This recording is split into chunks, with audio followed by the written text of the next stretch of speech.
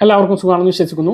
കേന്ദ്ര സംസ്ഥാന സർക്കാരുകളുടെ ചികിത്സാ ആനുകൂല്യം ലഭിക്കുന്ന കാരുണ്യ ആരോഗ്യ സുരക്ഷാ പദ്ധതിയെക്കുറിച്ച് എല്ലാവർക്കും അറിയാം. പ്രധാനമന്ത്രി ജൻ ആരോഗ്യ യോജന പദ്ധതി സംസ്ഥാനത്ത് സ്റ്റേറ്റ് ഹെൽത്ത് ഏജൻസിയുടെ കിയോസ്കുകൾ മുഖേന കാരുണ്യ സമഗ്ര ആരോഗ്യ ഇൻഷുറൻസ് പദ്ധതിയായിട്ടാണ് നടപ്പിലാക്കുന്നത്. ഇത് പ്രകാരം 5 ലക്ഷം രൂപയുടെ ചികിത്സാ സഹായമാണ് ഇതിൽ അംഗങ്ങളായിട്ടുള്ള ആളുകൾക്ക് ലഭിക്കുക. എന്നാൽ പലപ്പോഴും ഇതിൽ അംഗങ്ങളല്ലാത്ത നിരവധി പേർ സംസ്ഥാനത്തുണ്ട്. പാവപ്പെട്ട ഒരുപാട് പേരാണവർ. അവർക്ക് ഏതെങ്കിലും വിധത്തിലുള്ള ചികിത്സാ സഹായം, ഇൻഷുറൻസ് തുക സർക്കാരിൽ നിന്നും ലഭിക്കുമോ എന്നുള്ളതാണ്. അല്ലെങ്കിൽ ആയുഷ്മാൻ ഭാരത്, കാരുണ്യ ആരോഗ്യ സുരക്ഷാ പദ്ധതികളിൽ ചേരാൻ കഴിയുമോ എന്നൊക്കെയാണ് പല ആളുകളും സംശയമായി ചോദിക്കുന്നത്. എന്നാൽ ഇതിലൊന്നും നമുക്കിപ്പോൾ ചേരാൻ കഴിയില്ല. കഴിഞ്ഞ ബജറ്റിൽ കേന്ദ്ര സർക്കാർ ഒരു പ്രഖ്യാപനം നടത്തിയിരുന്നു. 70 വയസ്സ് കഴിഞ്ഞ രാജ്യത്തെ എല്ലാവർക്കും പദ്ധതിയിൽ ചേരാം. ആധാർ കാർഡ് അടിസ്ഥാനമാക്കിയാണ് ചേരേണ്ടത്. ആധാർ പ്രകാരം അത് ചേരാവുന്നതുമാണ്. പക്ഷേ നമ്മുടെ സംസ്ഥാനത്ത് അത് നടപ്പിലാക്കി തുടങ്ങിയിട്ടില്ല. ഇതിൽ കേന്ദ്ര സർക്കാർ സംസ്ഥാനങ്ങൾക്ക് ഒരു വ്യക്തത വരുത്തി നൽകാത്തത് കൊണ്ടാണ് അത് തുടങ്ങാത്തത്. നിലവിൽ ഈ കാർഡുള്ളവർക്ക് മാത്രമാണ് ഇപ്പോൾ കാരുണ്യ ആരോഗ്യ ചികിത്സാ പദ്ധതി പ്രകാരം അല്ലെങ്കിൽ ആയുഷ്മാൻ ഭാരത് പദ്ധതി പ്രകാരം ചികിത്സ ലഭിക്കുന്നത്. എന്നാൽ ഇത് സംസ്ഥാനത്തെ 46 ലക്ഷത്തോളം ആളുകൾ മാത്രമാണ് ഉൾപ്പെട്ടിട്ടുള്ളത്. ഇതിന് പുറത്തുള്ള ആളുകൾക്ക് ഏത് വിധത്തിലുള്ള സഹായമാണ് ലഭിക്കുക എന്നുള്ളതാണ് ഈ വീഡിയോയിൽ പറയുന്നത്. കാരുണ്യ ബെനവലന്റ് ഫണ്ട് മുഖേന എല്ലാ റേഷൻ കാർഡുള്ളവർക്കും, അതായത് മഞ്ഞ, പിങ്ക്, നീല, വെള്ള റേഷൻ കാർഡ് ഏതുമായാലും ചികിത്സാ ധനസഹായം ലഭിക്കുന്നതാണ്. സർക്കാർ ആശുപത്രികളിൽ നിന്നും കാരുണ്യയുമായി എംപാനൽ ചെയ്തിട്ടുള്ള മറ്റ് സ്വകാര്യ ആശുപത്രികളിൽ നിന്നും ഇതിന്റെ ചികിത്സാ സഹായങ്ങൾ ലഭിക്കുന്നതാണ്. പദ്ധതിയുമായി ബന്ധപ്പെട്ട വിശദമായ വിവരങ്ങളാണ് പറയുന്നത്.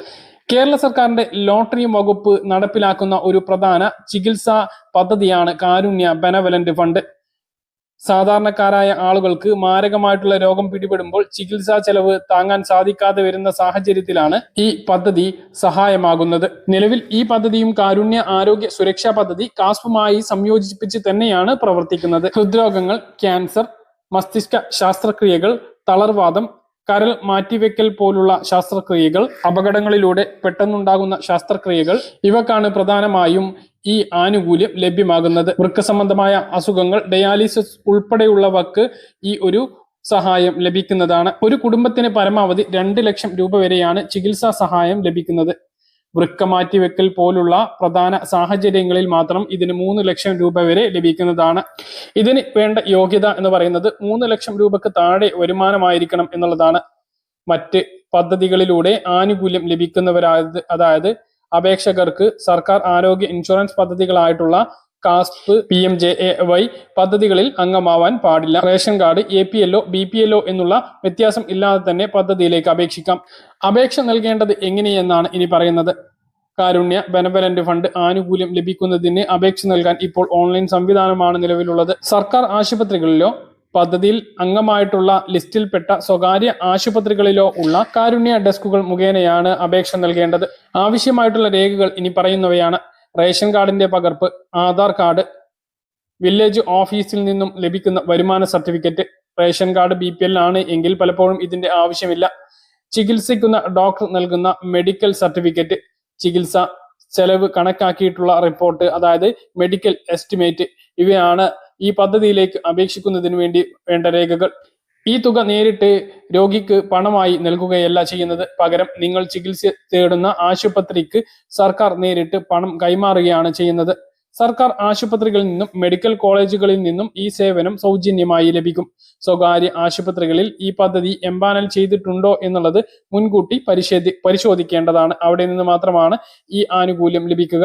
സ്വകാര്യ ആശുപത്രികളിൽ ഈ പദ്ധതിയിൽ എംപാനൽ ചെയ്തത് മാറിക്കൊണ്ടിരിക്കും. അതായത് മുമ്പ് ലഭിച്ചിരുന്ന ഹോസ്പിറ്റലുകളിൽ ഇപ്പോൾ ലഭിച്ചോണം എന്നില്ല. അതുകൊണ്ട് തന്നെ ഔദ്യോഗിക വെബ്സൈറ്റ് ആയിട്ടുള്ള sha.kerala.gov.in എന്ന വെബ്സൈറ്റിൽ നിന്നും എംപാനൽഡ് ഹോസ്പിറ്റൽ എന്ന ലിങ്ക് പരിശോധിച്ചാൽ ഓരോ ജില്ലകളിലും ഈ സേവനം ലഭിക്കുന്ന സർക്കാർ സ്വകാര്യ ആശുപത്രികളുടെ പേര് ലഭിക്കുന്നതാണ്. ടോൾ ഫ്രീ നമ്പറിൽ വിളിച്ചും അന്വേഷിക്കാവുന്നതാണ്. കൂടുതൽ വിവരങ്ങൾക്ക് 1056 എന്ന ദിശ ഹെൽപ്പ് ലൈൻ നമ്പറിൽ വിളിക്കാം. അല്ലെങ്കിൽ 1800-203-1056 എന്ന ടോൾ ഫ്രീ നമ്പറിലും വിളിക്കാവുന്നതാണ്. എംപാനൽ ചെയ്തിട്ടുള്ള മിക്കവാറും ആശുപത്രികളിലെല്ലാം കാസ്പ് കൗണ്ടറുകൾ ഉണ്ടാകും. നിങ്ങൾ ചികിത്സ തേടാൻ ഉദ്ദേശിക്കുന്ന ആശുപത്രികളുടെ കാസ്പ് കാരുണ്യ ഹെൽപ്പ് ഡെസ്ക് ഉണ്ടോ എന്ന് നേരിട്ട് പോയി അന്വേഷിക്കുക. അവിടെ നിന്നും എളുപ്പത്തിൽ ഈ പദ്ധതിയെക്കുറിച്ച് അറിയാൻ സാധിക്കുന്നതാണ്. ഇതിനു പുറമെ ഇപ്പോൾ പിണറായി സർക്കാരിന്റെ അവസാന ബജറ്റിൽ ധനമന്ത്രി KN ബാലഗോപാൽ പ്രഖ്യാപിച്ച മറ്റ് ഇൻഷുറൻസ് പദ്ധതികളുമുണ്ട്. 1 മുതൽ 12ാം ക്ലാസ് വരെ പഠിക്കുന്ന കുട്ടികൾക്ക് അപകട ഇൻഷുറൻസ് പ്രഖ്യാപിച്ചിട്ടുണ്ട്. അപകട മരണമോ പൂർണ്ണമായ അംഗവൈകല്യമോ സംഭവിച്ചാൽ കുടുംബത്തിന് അല്ലെങ്കിൽ കുട്ടിക്ക് 3 ലക്ഷം രൂപ ലഭിക്കും.